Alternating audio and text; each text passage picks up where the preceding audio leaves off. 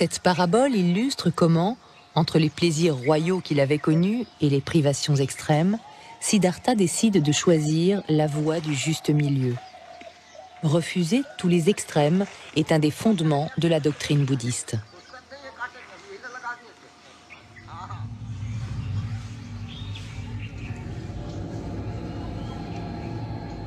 Le chemin de Siddhartha le mène à 5 km de Gaya. Là, il s'assied sous un arbre pendant des semaines pour méditer. Il utilise la technique de méditation qui consiste à se concentrer uniquement sur la respiration. Il cherche ainsi la solution ultime au mal-être, à ce qui rend l'homme malheureux, tous les types de souffrances, comme la naissance, l'éloignement de ce qu'on aime, la frustration, la maladie, la vieillesse et la mort.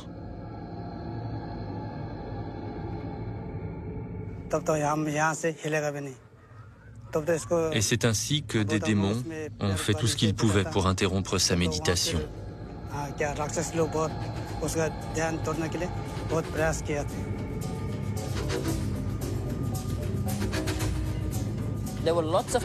Il y a eu beaucoup de tentations. Dans les livres, elles sont attribuées à un démon nommé Mara. Les tentations de Mara et de ses filles. Mara a essayé de le tenter de multiples façons, en lui montrant des visions de très belles filles et tous les plaisirs de la vie. Mais le Bouddha a vaincu ces tentations en réalisant la futilité de la luxure.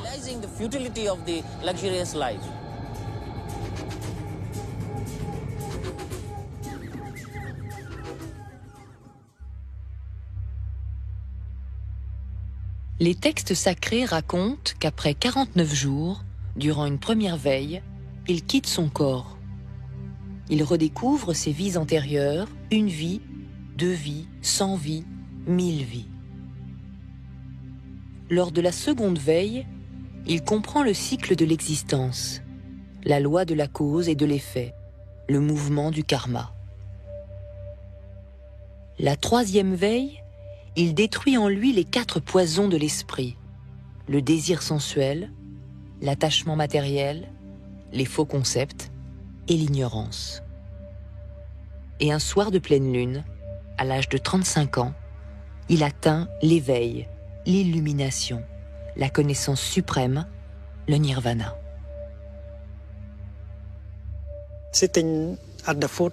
Assis sous l'arbre Bodhi, il a trouvé la solution. Il a été complètement libéré de la souffrance.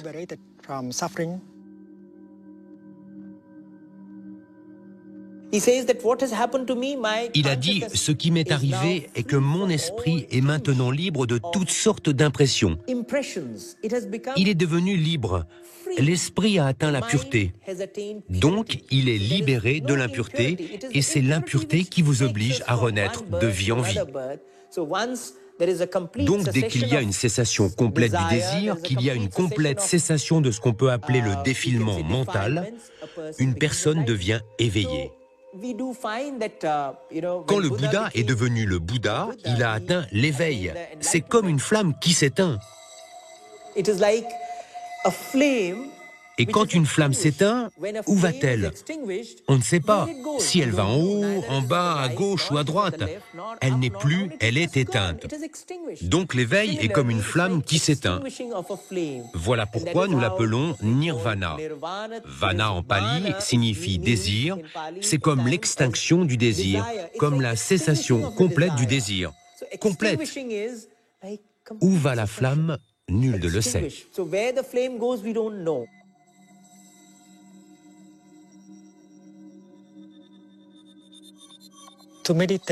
En méditant profondément, on découvre que même des idées comme être ou ne pas être, la naissance et la mort, venir et partir sont des fausses idées. Si nous sommes capables de nous dégager de nos perceptions erronées, alors nous sommes libérés des maux et des souffrances qui proviennent toujours de ces fausses perceptions. C'est pourquoi des idées comme naître, mourir, venir, partir, être ou ne pas être devrait être effacé grâce à la pratique profonde. Et quand vous arrivez à éliminer ces notions, vous êtes libre et vous n'éprouvez plus de peur. Et ne pas avoir peur est la base du véritable bonheur.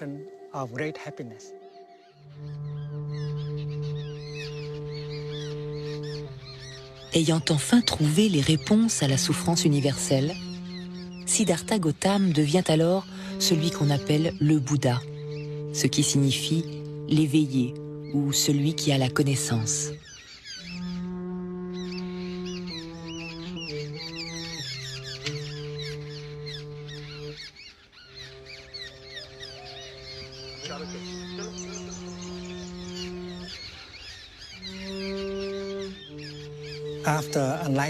Après l'éveil, le Bouddha a passé plusieurs jours au pied de l'arbre Bodhi pour apprécier son bonheur, son éveil.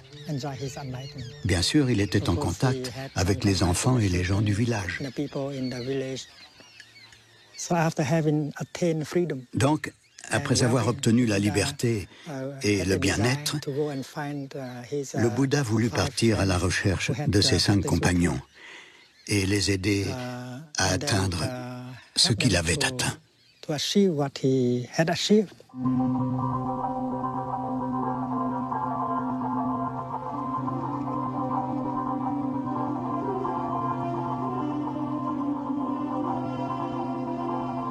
Après son illumination, le Bouddha décide de partager ce qu'il a découvert.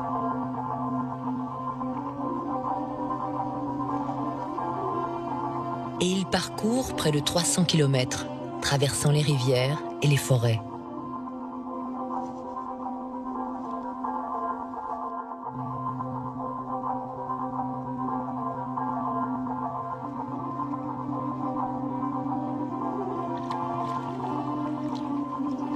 Il arrive alors à la ville sacrée de Kashi, qu'on appelle aujourd'hui Bénarès ou Varanasi.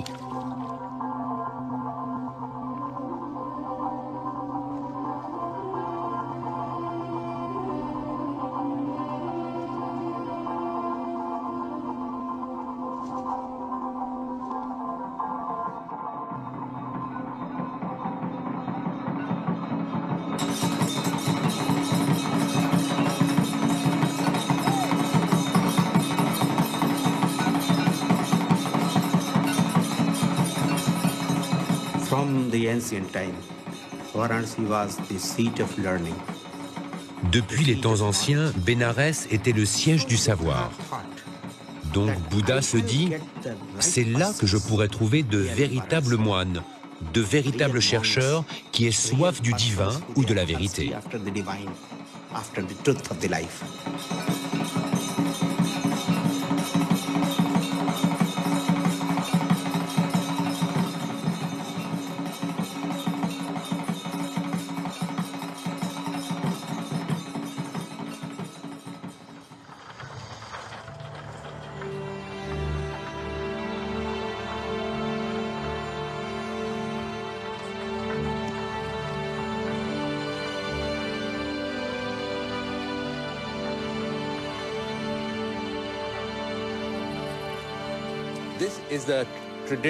Ceci est une route traditionnelle que les pèlerins hindous prennent quand ils viennent à Bénarès.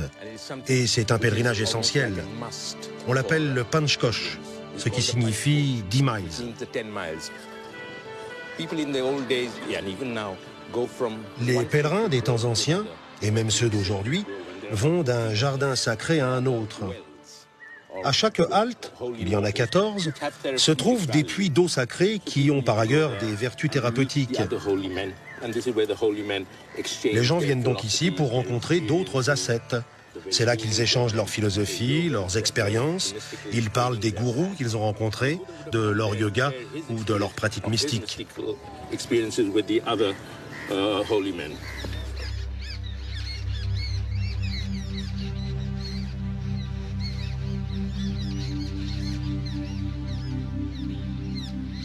Le Bouddha emprunte le chemin des pèlerins à la recherche de ses compagnons. Il se dirige alors vers le parc des gazelles de Sarnath, à quelques kilomètres de Bénarès.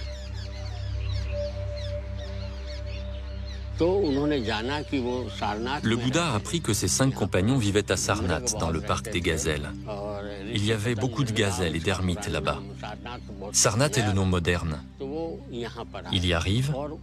Quand il approche, ses anciens compagnons se sont dit « Celui-là a arrêté la méditation, il ne peut donc rien savoir ». Alors ils ne lui ont rien demandé. Mais comme le Bouddha approchait, ils ont commencé à sentir le rayonnement de sa sagesse. Il leur a dit « J'ai une révélation à vous faire. Je suis devenu un Bouddha. »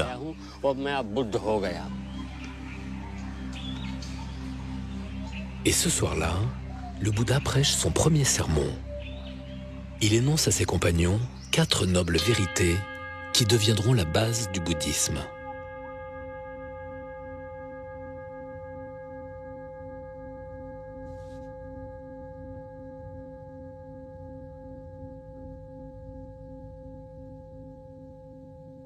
Le Bouddha a dit que le mal-être, la souffrance existe.